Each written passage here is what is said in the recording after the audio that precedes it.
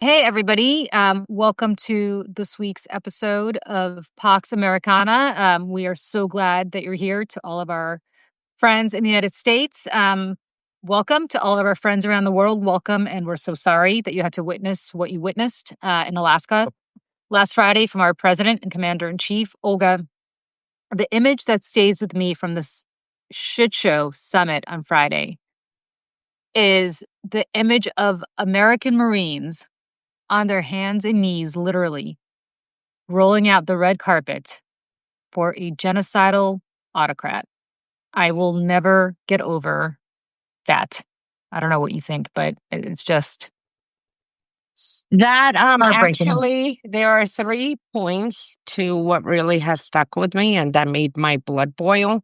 One was seeing this image of our military, from the same base that has to deter Russia's incursions for decades. The same military had to lay out a red carpet for Yeah, a wanted war criminal. The yeah. only way I expect the red carpet to be, rolled out is if it was accompanied by handcuffs. And that's it. The other thing that stood out to me was Trump clapping like a damn penguin. I mean, he is watching Putin walk towards him. Now, this is a man responsible for murdering tens of thousands of Ukrainians and strategically targeting people sleeping in their homes. And Trump is standing there like a damn penguin clapping. And then the third thing that stuck out to me was when after the summit, before even CNN put a translator on, when they both came out and Putin starts speaking. And I was like, what? Yeah, Like, what yeah. kind of protocol is this where you have this dictator who is a war criminal dictating the terms even of the press conference. And then when he starts with his, oh, we're such friendly neighbors, I was like, my goodness, any neighbor of Russia knows the minute Russia starts talking about friendly neighborly relations that they better really start blockading their border and preparing. And the part that I don't know that people picked up on this, but he talked about a city or a part of eastern Russia right across from Alaska that he talked about, that he had just visited it, and it was, uh, such a wonderful thing, and it was so close to Alaska. That particular city that he's talking about, it's not really a city. What it is in if you grew up in the Soviet Union, as Vladimir Putin did, and I'm not sure whether people who are young Russians know this, but certainly if you're my age, you know this, was the code word and the shorthand for the Gulag.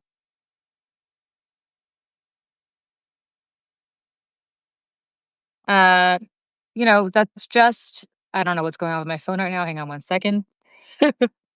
Oh, my phone is not working. Can you hear me? I can hear you. I don't see you. Well, I'm getting there. Hold on one second. Okay. I don't know Yeah, what that was all about. you're back. Okay, I'm back. Yeah, that was a code word for the Gulag. In fact, when people talked about that, they talked about taking a vacation to that region, and the vacation was, of course, that they were never going to come home. And millions of people died. Millions of people died in that Gulag. And for him to mention it, I thought was just a poke in the eye to everything, to democracy, to um, bilateral relations, to multipolar relations. It's just another reminder of who we're dealing with here. And for Trump to talk about creating some sort of Neville Chamberlain peace in our time is just absurd. Because and security guarantees, Steve Witkoff comes trotting out. I forgot what name, I think it was on CNN. You have Fox. He was on Fox, of course. And he's talking about how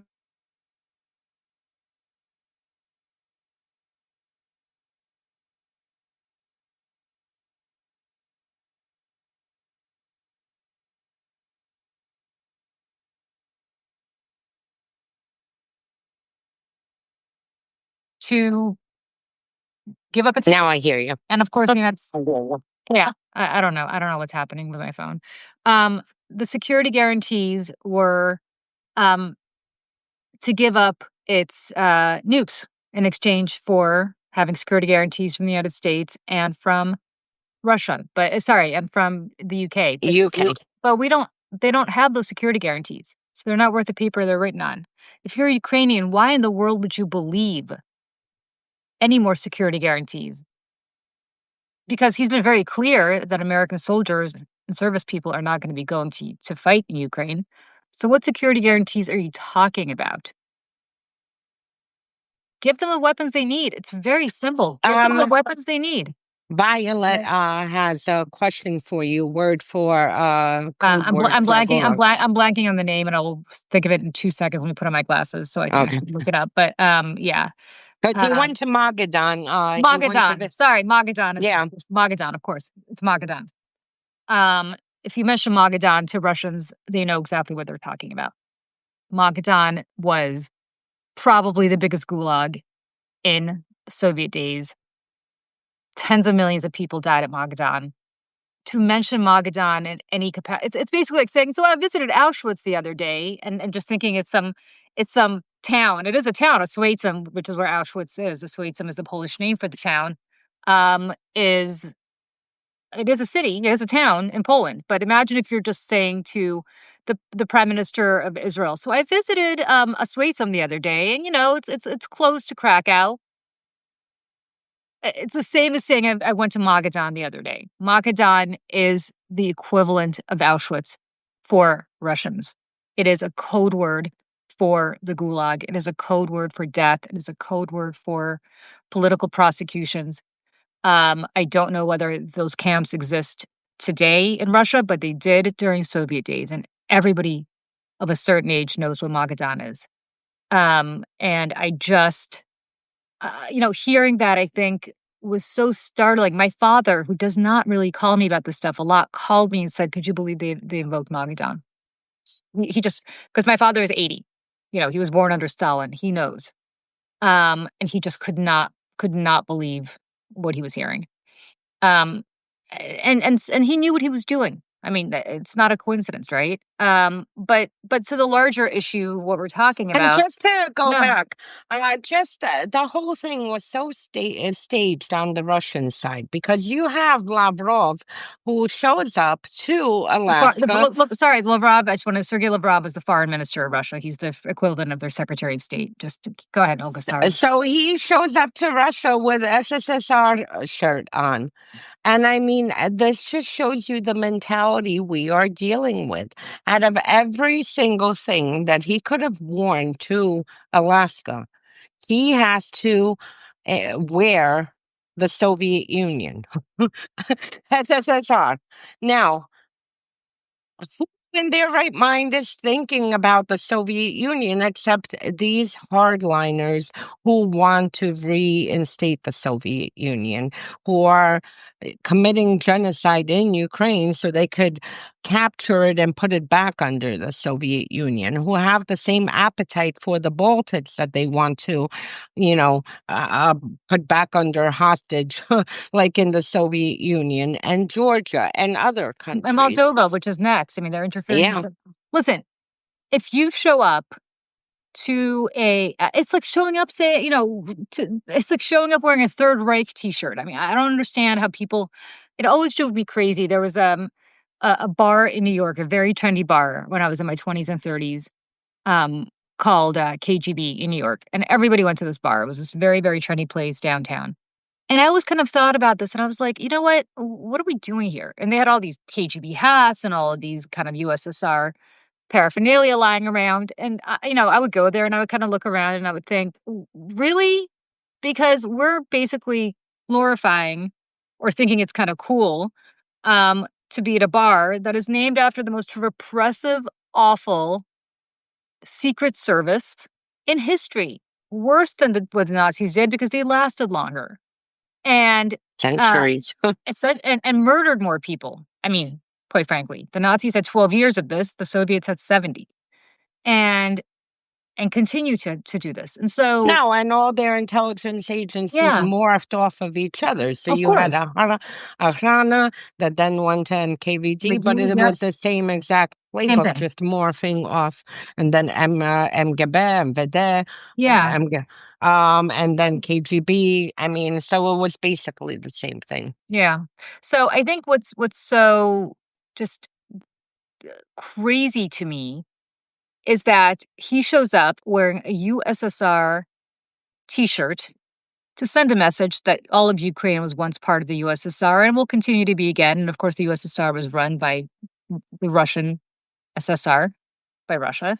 Um, and and then Margarita Simonyan, who's your buddy there, the head of RT, who's the worst propaganda hack in Russia, tweets out that how funny it is that on the plane from Russia to Alaska, the Russian press corps was served chicken Kiev.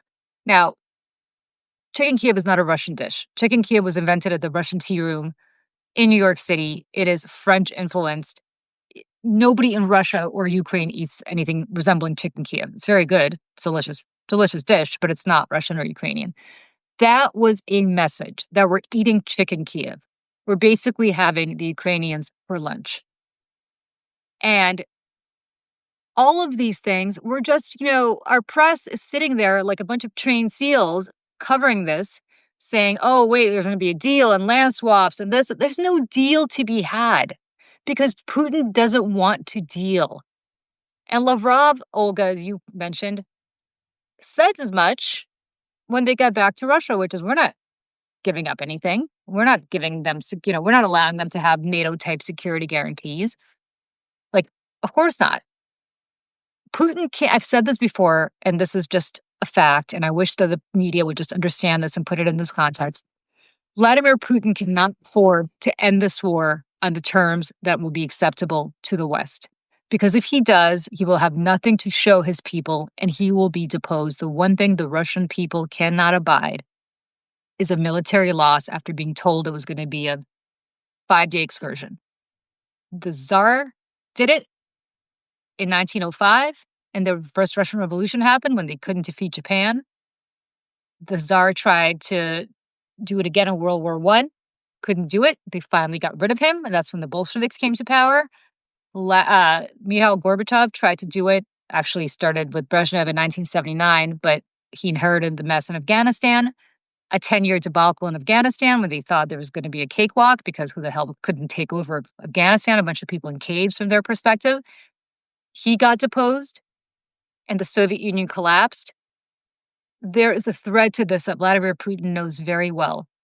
He promised the Russian people that he was going to denazify Ukraine and bring it into the Russian orbit. And if he does not do that, he will be gone, especially because the economy stinks.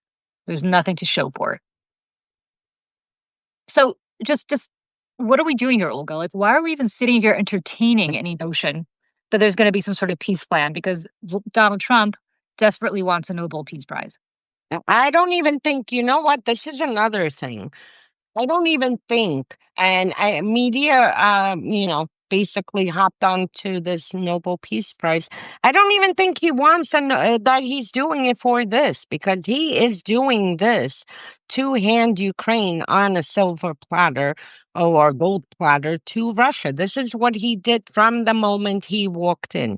Every single step that Trump has taken, it has been to try to force Ukraine to surrender. And when they wouldn't in February, he cut off intelligence sharing, cut off military weapons, ambushed Zelensky. Like, how dare you, fight for your sovereignty of your country? You're supposed to be surrendering to me and to Russia. And Russia used him as a middleman and continues using him as a middleman to try to force a Ukrainian surrender. And I've said from January, if Ukrainians ever want to surrender, they don't need this orange buffoon to do it. They can go easily and surrender to the Russians, but Ukrainians have no intentions of ever surrendering to Russia because this is their own country. Way too many remember occupation and what it Ugh. is like to live under the Russians. For those who are newer generations, they don't need to go back to the Soviet Union. They could see what has been happening in Crimea and Donbass since 14, and too many people have died. And what the West doesn't understand is that Ukrainians have a very different mentality. They will fight, and since 2014, they have been fighting for this country if it means securing peace for their great grandchildren. If there is a chance that they can secure peace a few generations down, they will sacrifice their life, they will fight. Whereas the West thinks that, Ukrainians are going to say, oh, well, this didn't work. Let's all go under Russian occupation and that's it. So there is nothing here. And I don't think Trump is doing this. I mean, now he's saying, the Nobel Peace Prize, and obviously he wants it since Obama got it. But in this particular case, he has been doing everything, everything. He tried this playing nice with the Ukrainians. He tried threatening them. He's doing it's like breaking up with a bad boyfriend who tries first, I'm going to murder you and kill you. And if you don't come back to me, then here are roses. I love you and I want to marry you. And like going back and forth. And this is what we've seen since January. I mean, he literally is taking every angle between the mineral deals extortion and we're going to develop business with you to you have no cards and you can't fight this country. Now he, came out and said Russia's what, 10 times, 100 times bigger than you. You're never going to survive. What have Ukrainians been doing for 11 years? 11 years. The territory that Trump wants to hand off to Russia, that's not even fully occupied. Russia's been trying to get it for 11 years, and Trump is acting like, oh, if you don't listen, Russia's finally going to take the gloves off. They have thrown everything and the kitchen sink at Ukraine. I mean, and they still can't get the Donbass fully because it's 11 years. This is what their military is. And, the one thing we didn't mention about the summit, which was also deeply startling, probably even more startling than watching Marines on their hands and knees, is the fact that Vladimir Putin, again, you have to invoke what he is every time I mention his name, which is an autocratic, genocidal dictator, KGB dictator. KGB dictator. I don't often make analogies to Adolf Hitler because there was only one Adolf Hitler, but I believe that if he were given the power to act like Hitler, he would. This is a man who is kidnapping children from their parents, sending them into Russia to re-educate them to hate their parents. This is a man who is castrating, literally castrating Ukrainian soldiers so that they cannot procreate and have more Ukrainian children, and sending pieces of their anatomy back to their families. They did that with a Ukrainian young journalist, a woman. They sent her breasts, they sent her pelvis, they sent her vagina back to her dad. This is who we're dealing with here. To say that he's violated every Geneva Convention is not even, that's a given.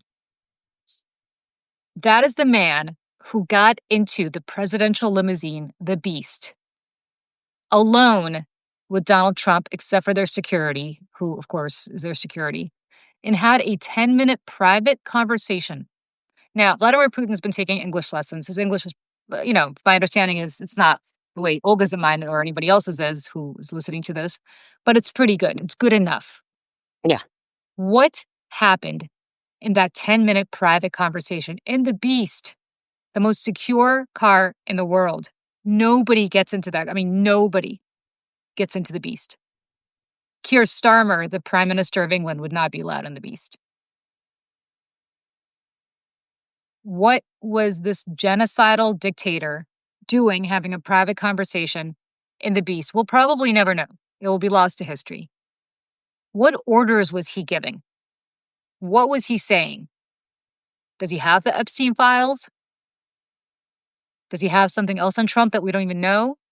What private conversation could they possibly have had? Alone. Yeah, I yeah. mean, That it's so out in the open. It's so just out there. It's not even being hidden. It's just a fact. It's just happening. But this is what Trump is good at because this is what makes him dangerous. Because since 2015, when he came down that gaudy escalator, he has never hidden anything. Because his whole point is, one, if I continue criming publicly, then people get conditioned to it being normal, which is exactly what has happened because you see Trump, what's happening now. I mean, my God, the press would be clutching their pearls in Oh, 16 if Trump even did 1% of what he's doing now, with all the corruption.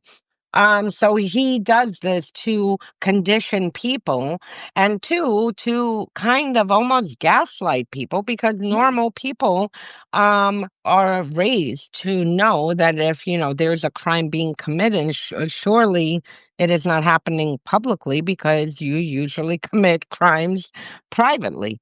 So that kind of causes the deniability. Well, maybe this isn't illegal because he's doing it publicly, and if it was done privately, publicly, then it surely is not a crime. So he's very good at this, and this is something. I mean, he. If you go back to 2015, try Trump, May of 2015. How far has he pushed this country for people to accept between breaking every norm, between making it perfectly okay to move billions upon billions of dollars from unknown sources through his cryptos, between, putting his family members and friends and using a shady real estate guy, to go and handle Russia. Between everything. That I just want to talk about that shady real estate guy because it's so critical. You're talking about Steve Witkoff. Yeah, Steve Witkoff is not an employee of the United States government, which means that Steve Witkoff's records are not part of the United States anything. government. We will not have access to his records. He's just somebody of Trump's, who Trump has now put in charge of peace in the Middle East and peace in Ukraine and Russia. I mean, I don't know what Marco Rubio's doing as Secretary of State, but that's not who's in charge of anything. It's Steve Witkoff, who's literally a real estate guy in New York, who, by the way, is not a particularly successful real estate guy in New York compared to the other real estate people in New York. But that's not the point. The point is that this guy has no qualifications whatsoever, but he does have an interesting history. And that is that his son, Zach Witkoff, runs I think it's World Financial something or other, World Financial Lenders, Yeah. which is the crypto fund that is majority owned by the Trump family, the secretive crypto fund from which the Trump family now derives most of its wealth. And he and Eric Trump just started a new venture together that also has to do with crypto. I say all this to say that this is the man who is consistently meeting with Vladimir Putin privately in the Kremlin, consistently. What kind of money is flowing to that crypto fund that is enriching Steve Witkoff's son and the Trump family? What We don't know because none of this is disclosable. And the press is like, oh, okay, that's just Trump being Trump. I mean, are you kidding me?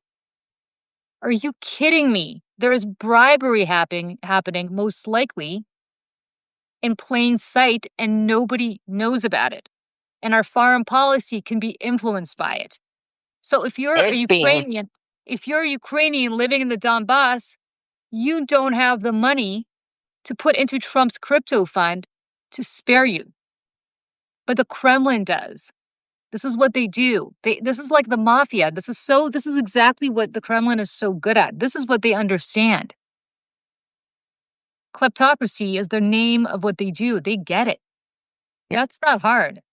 And You just get, to you know, add, And just to add with Witkoff, you know that his business partner for years in a few of the real estate projects was Blavatnik. Now, Leonid Mm. Blavatnik is one of the Kremlin's money men who moves money for the Kremlin. And I mean, I find it very curious and really would love to get to the bottom of it that you have a shady real estate guy in New York who I believe it was 2018 was carrying on that the U.S. should drop sanctions against Russia.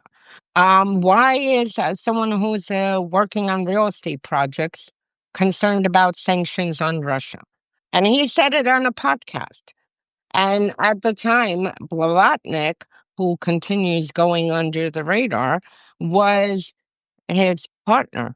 And, again, this is something that I would think is a bit important because if this was happening in a courtroom and there was such conflict of interest, the judge would have to recuse herself. And here we have someone who made money with Blavatnik, who is extremely close to the Kremlin, who is in charge and doing everything. I mean, every single thing he can do to try to force Ukraine to surrender. Yeah. And that's all Yeah. he's concerned about.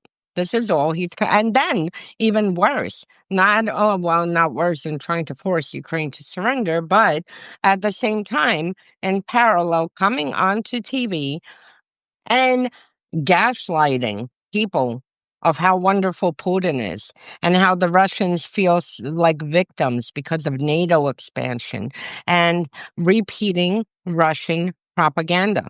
I mean, we used to have during the Cold War, people who carried out, actions on behalf of our adversaries. I mean, they weren't welcomed into the government. Opposite, they were put under investigation. And here you have a man who literally comes back from Moscow and then gets onto TV, whether it's Tucker Carlson or Fox News or CNN, to peddle Russian bullshit. I mean, this is frankly, it's the most absurd thing. And think about this. I mean, think about how dire the situation is. We don't know what we don't know, right? We don't have access to intelligence. We don't have access to any of this stuff.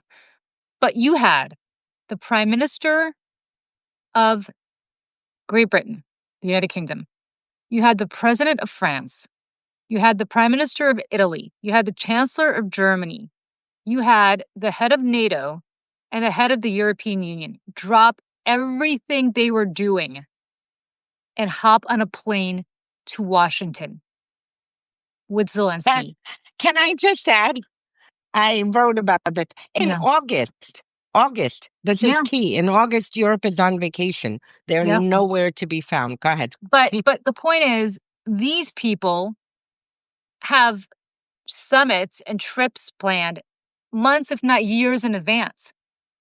I mean, their calendars are, you know, they Keir Starmer hypothetically has a calendar where he knows what he's doing in March of next year, right? So he and everybody else had to scrap whatever was on the agenda to fly to Washington.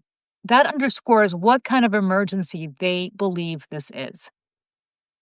They must have known from their intelligence sources, and they're obviously all have very good intelligence sources, especially the Brits, as to what was actually happening between the Kremlin and the White House during that summit. And it so alarmed them that they hopped on a plane to fly across an ocean for a day to meet with Donald Trump to dissuade him from doing whatever the hell their intelligence services told them that he was planning on doing after that summit in Alaska. I I mean, actually, but Olga, we don't know what that is, right? Because we don't no. have access to but they know. They know a lot more than we know, and they underscored the emergency by doing what they did. And again, the media just kind of, oh, isn't it cool that Trump, look at him, he's such a big guy that he can convene the president of Russia one day and then convene the leaders of the free world a different day. That's not it, my friends. That's not it, New York Times. That's not it, Washington Post and Wall Street Journal. It's not that, oh, how No. cool that all these people are coming to kiss Trump's ass. No. This was an emergency intervention. And the question for the media to get to the bottom of is why? Why do they feel compelled to do this? Where are you investigative reporters at Bloomberg and the Times and the Post and the Wall Street Journal and CNN and everywhere else? Where are you? Rather than platforming Scott Jennings and me and Jillian Michaels, why don't you get your asses on this? It's important. I I actually have joked, and I might not have it might not have been a joke because again, we have to remember this is August. I mean, Europe in August, Yeah. they're like, I remember when Belarus was weaponizing the how you call it, migrants and trying to shove them over into Poland and Lithuania, and there was a real operation with Russia and Belarus in what was it, August of 2021, to fly migrants from the Middle East. They were selling packages to get them into Germany and other European countries, fly them into Minsk, drive them to the border, and they manufactured a humanitarian crisis. And that was August. And I was like, wow, can Europe come back from vacation and deal with this intelligence operation that Russia, because this is one of their hybrid warfare tactics. So I was half joking that Putin schlepped along maps, historical maps from the 1600s onward, trying to prove that Ukraine is not a real Yeah. country, and this is what he brought, as part of this whole meet, whatever. And I said probably he pointed to Finland or Baltics and said, "You see, this is ours, this is ours." And I think this is why the Finnish president was the first one to have say, "You know what, I'm coming with Zelensky." Because, I mean, Trump wouldn't know geography, and Oh, looking at a map, you'll give away every half of Europe and without and and realizing. and, and the best is all these MAGA idiots who are like, "Oh, look at the president of No. Finland praising Trump. Look at all these people praising Trump. They think Trump's a genius." They're treating him like a fucking child. Excuse my language, right? That they're trying to prevent from having a temper tantrum. They're trying to talk him down by being nice to him. That's why they're saying nice things to him, because they know the way to his heart and to influence him is to suck up to him. It's not to tell him the truth, which is, Mr. President, you're way out of your depth. You don't know what the hell you're doing, and you're being manipulated at best and collaborating at worst with an autocratic dictator who wants to seize not just Ukraine, but by the time he's done, every other former Soviet republic. And then he'll say that Finland was part of Russia at one point. And then he'll say that Poland was part of the Russian Empire at one point. And then he'll just keep going. That's it. And I also want to address something to my friends in England, because I've heard from some of you about how much you hate Keir Starmer. Cut that shit out. Cut it out. Okay? Because this is the same stuff that we in the United States heard from Democrats about Biden. He's not doing what he needs to do. Kamala Harris isn't doing what he needs to do. Oh my God, look at what they're doing on Gaza. I don't like it. And what did we end up with? Donald Trump. Your alternative to Keir Starmer is Nigel Farage. You want to make Ugh. Vladimir Putin? Want to make Vladimir Putin the happiest man on earth? Elect that guy. So stop it. Stop it. Get behind the guy who's protecting democracy right now, because the alternative is not that.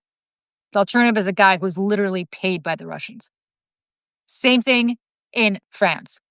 I know nobody likes Macron. I know he's not running again. I know he's term limited out. But you better get with the normal team, because if you want to end up with Jordan Bardella, you're going to end up with a guy whose party was literally funded by the Kremlin. Just so you know. Yep. So take a page out of our book here in the United States. This is what happens when you start bitching about the people you have now because you don't think they're good enough on whatever particular issue you think they're not good enough And on. domestically, they're no better, trust me, because all the Yeah. prices are going up, and every single promise that, Trump made for domestic policies, minus the evil ones of basically militarizing now DC and going state by state, which he plans to do. But I mean, food prices are up, energy prices are up, gas is up, everything is up. So, Everything is up. yeah. So just, but like, this is not like, again, we're kind of living in, for my European friends, we're kind of living in Churchillian times here, right? What's that phrase that Churchill actually never said, but is kind of apocryphal? that he said, before the war started, you could have peace. You could have you could have chosen war, dishonor, and you chose dishonor, and you'll have war anyway. That's what's going on right now. We're in the fight for democracy. This is the soul of democracy, and it's not limited just to the United States. It is No, it is the entire free Western world. What they did here in the United States is what they are doing to your countries in Europe. They are working insanely hard, as Olga and I document in our series, Active Measures, about how they influenced the 2016 election to get Trump elected. And we probably could do a whole separate series on how they influenced the 2024 election to get him elected. mhm, maybe we will. Yeah, maybe we will. But they're doing that to you in your countries. They are working really hard to get Farage in there. They're working really hard to get Bardella in there. So They've been please, doing this over a decade. over a Over a decade, decade. well They've over a been. decade. So, I mean, Le Mhm, Pen was literally borrowing money and getting money from the Russians. This was all out in the public because in France, mm. I guess you could take foreign money for your elections. So No, she actually did it privately, privately, and okay. good So for investigative journalists in yeah, Europe who actually exposed her being funded, her party being funded by the Russians. But so yeah, is the same with AFD. So is the same with, FVD. I mean, literally, you have Russia's hands in every extremist party across Europe. And they've been doing this, I would argue, even, you know, they've been going back really. to Soviet days. Yeah. Yeah, they've been testing these tactics well over a decade. Yeah. But so, I mean, we're here kind of from the future to tell you what will happen to your country if you don't just rally behind the guy you have now. You got to do it. You got to do it. I don't care what domestic issues Keir Starmer is not doing it for you on. The alternative is much worse. Even Boris Johnson, I mean, God, the guy was a total joke and a clown, but even Boris Johnson put out an op ed, I forgot where in the Independent or somewhere, talking about what a disgusting sham of a summit this whole meeting was between Putin and Trump. I mean, everybody's uniting around this notion, but not Farage. So I please, if you No. are in Great Britain, just stow it because you don't want to end up like us. You don't. And this the rhetoric that I'm hearing from the French, because I have a lot of French family and I spent a lot of time in France. The rhetoric that I'm hearing from the British, because I used to work in London and I worked for the Labour Party. I don't know if you know this, a very long time ago. So I still have a lot of friends in London. The stuff that I'm hearing is exactly what Democrats and progressives and everybody was saying leading up to the 24 election. Oh, I'm not happy with Biden because I look at Kamala and she's not coming out that strongly against Gaza. I guess what's happening in Gaza, or I'm not happy about the food prices, the price of eggs. You know what? Congratulations to all of you because this is where we are today. United States Marines on their hands and knees rolling out the red carpet for Vladimir Putin. Washington, D.C. turning into a under military occupation. I've never thought in a million years when we came to this country that you would have U.S. military occupying a city over fabricated, propaganda. I mean, and crime data. Yes, there is crime, but I mean, does it warrant, sending National Guard from several And states? ICE, and you should see what they're doing. For those of you living abroad, I hope you Google the videos of what is happening in Washington. They're literally throwing people on the ground, violently cuffing them without any insignia saying who they are. And At best, they're ICE. At worst, it's just a bunch of guys who got some sort of military gear from some military store and are kidnapping these people to rape and murder them. We don't know, and nobody can stop them because the GC police is prevented from stopping them, as is the police everywhere else in the country. this sounds very familiar. People coming out of some subway stations are being asked to see their driver's license. Let me see your papers. Very Yeah. familiar term. And by the So, way, they're not stopping. They're not stopping at no. people like older than me because we don't look like the people they're stopping. And they're not stopping in DC either because we're going to have this coming to a city near you. Well, So it's this already is, happening in LA. So yeah.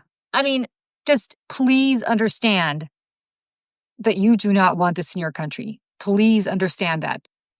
And if you're British, you really want the king holding a state banquet for Putin. Vladimir Putin?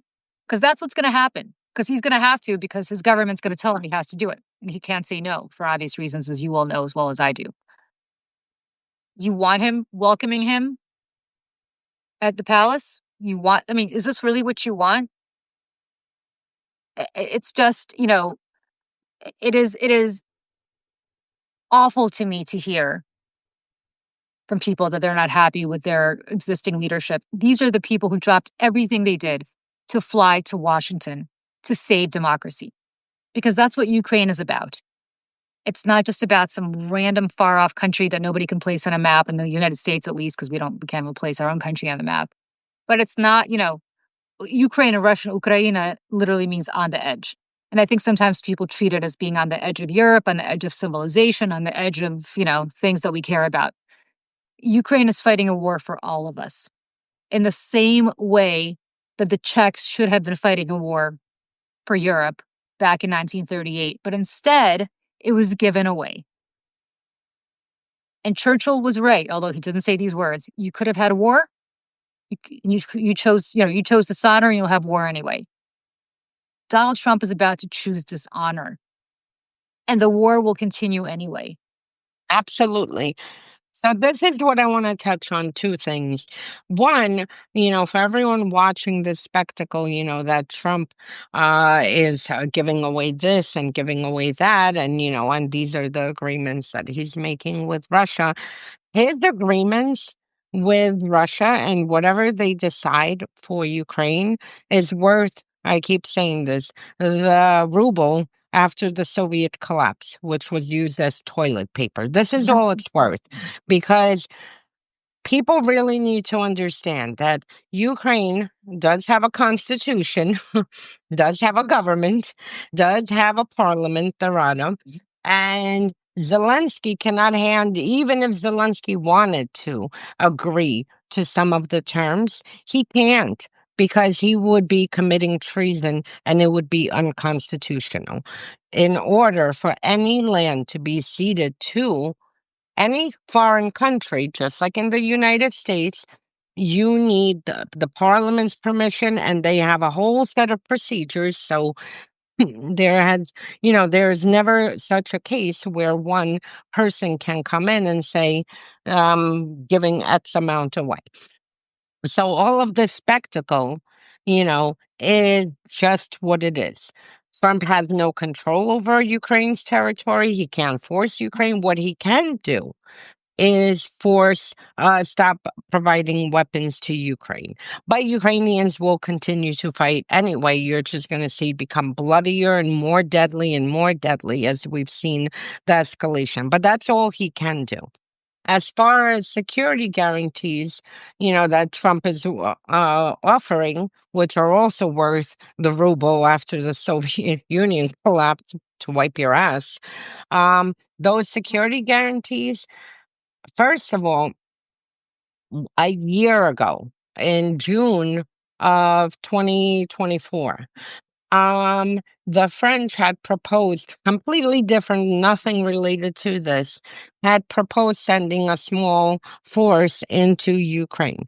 And I remember the Russian media, absolutely not. And again, we don't care what the Russians say. And I mean, I'm sure France doesn't care what the Russians say. But this for them, I mean, they carried on like monkeys on steroids, screaming that if any international troop steps into Ukraine's territory, any part of Ukraine, not just, along the front line of the war, but any part of Ukraine, they would see it as a direct act of war against Russia. And this was their ultimate stance. So here, Trump comes out, with the security guarantees. Of course, he basically said the no ceasefire, it's not necessary anymore. But these guarantees are worth nothing. The Russians have already rejected them.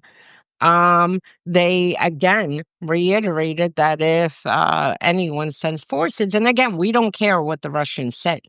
But the bottom line is that if Trump is selling to the American people that he's going to have Ukraine and Russia at a table where they're going to agree to Trump's framework, this is an absolute lie because the Russians again reiterated any foreign military stepping into Ukraine will be seen as an act of war directly against Russia's sovereignty and Russia's, national danger to Russia's national security.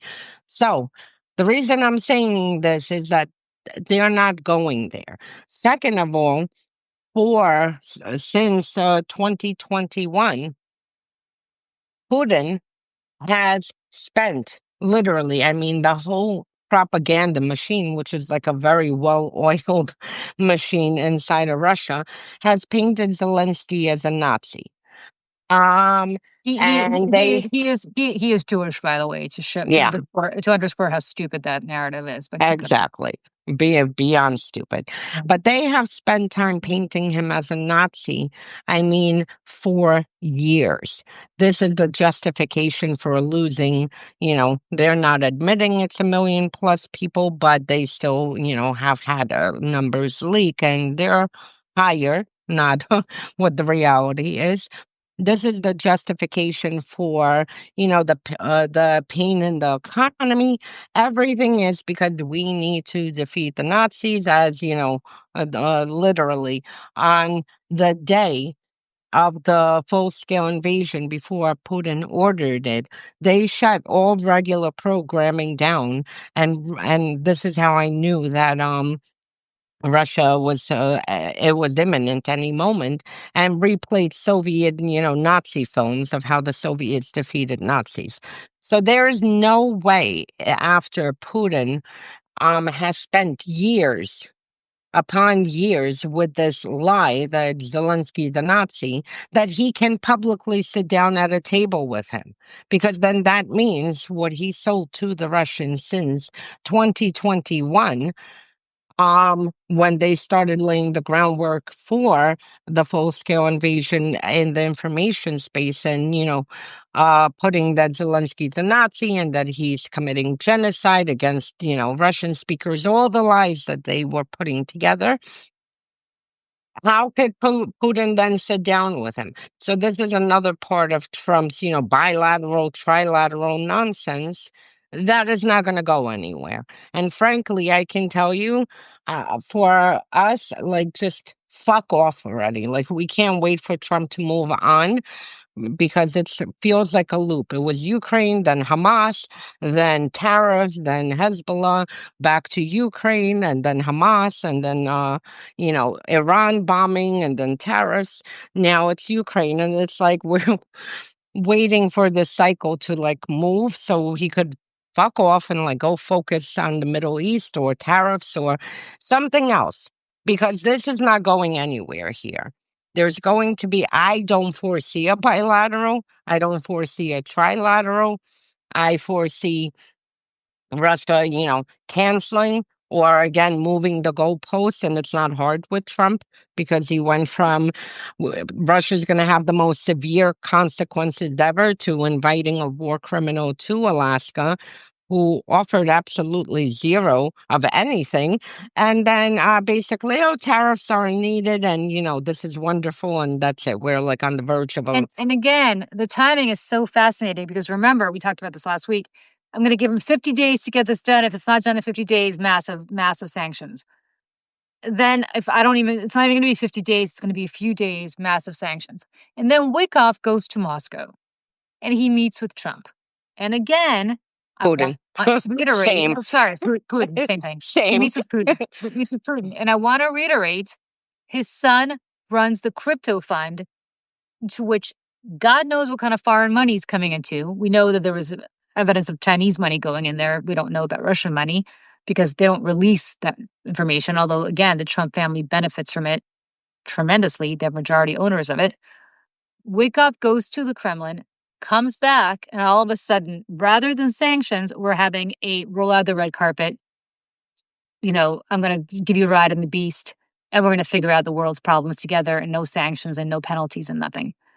It is so out in the open. And by the way, they always kind of signal what they do to try to condition us. When Putin said at the end, maybe the next time we meet will be Moscow, and Trump, oh, I might get in trouble for that. That's to condition us. Mhm. If we meet again, the next meeting will be in Moscow. Trump will go to Moscow. Trump will get his crazy military parade. They're going to do exactly what Trump loves. They're going to roll out the tanks on Red Square. They're going to do the honor flights the same way that everybody thought, that these stupid MAGA people thought, oh, yeah, look at the B-52s flying overhead to show Putin how much American military might, can influence this. Bullshit. It was an honor flight. It was an honor flight. The same kind that I used to see when I would go to West Point football games. It was an honor flight. And the Russians are going to do the same thing for Trump. He's going to stand probably on top of Lenin's tomb, where they all stand, and there's going to be a procession in Red Square of all of the Soviet military hardware, like they have on May Day parades. And Trump is going to love it because that's the kind of stuff that he wanted in Washington. The That's reason I'm the thing. And he's going to the go to the reason Kremlin. I'm Yeah. He's going to go to the Kremlin. He's going to see all the Trumpy kind of like ornate gold stuff that he's turned the Oval Office basically looks like the Kremlin now. And it's going to be his cup of tea. They're going to give him exactly what he wants, and then he's going to give them exactly what they want. Mark it down now because it's going to happen, and we'll remember that on August 21st, 2025. I said this because within a year it's going to happen. And the reason I was laughing is because every time Russia does have its Victory Day parade, it doesn't fail for years upon years that some of these tanks start smoking.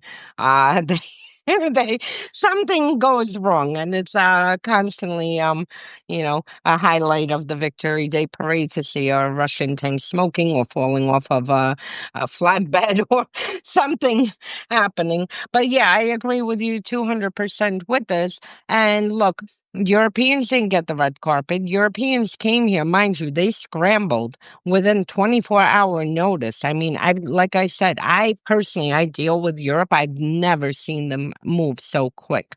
I mean, they are the equivalent. We're New Yorkers, we're fast paced. They're the equivalent of, people who come to New York to visit and then, down the escalator stop at the end and like, oh, what are we going to eat for lunch? And very laid back and chill. No, no, nothing, no. And for them to scramble in 24 hours and, to come here, and then what treatment did they get? Nothing. Did Nothing. did Trump even greet any of them? He Just greeted, I'm Zelensky. shocked, Zelensky, but did he greet anyone else who flew? Nothing. He No holds one. he holds them in disdain. And the Mhm. only reason that he puts up with the British is because he is obsessed with the British royal family, and the Brits know it, which is why he's having a state visit to Great Britain. I think it's next month or sometime this fall, because the Brits know that if they trot out the king and they trot out Prince William and Kate Middleton, it appeals to Trump's vanity because he's got royalty that he's dealing with. And, the same way that he was obsessed with the Queen and he brought his entire family and they were all obsessed with being in Buckingham Palace, the Brits know that very well. And they play on that vanity very well. It's why Macron invited him for the military parade the last time he was president. Like, Mhm. they know how to appeal to his vanity, but at the end, except for the British royal family, he holds the rest of them in disdain because he thinks they're weak because they actually abide, for the most part, by their constitutions, by norms, by existing protocol. And that's Mhm. not how he operates. He doesn't like guys like that. Or women like that. He doesn't respect it because he's basically a pirate and he only respects piracy. Um so you know that's why they got the treatment that they got and continue to get the treatment that they got. But again, you got to wonder what the hell they learned about that summit that we don't know about that made them all scramble to come here so fast. And Yeah. on that note, Olga, it is almost noon. Thank you to everybody for joining our chat today. Hopefully, we didn't depress the living daylights out of you, although I know this is all very depressing.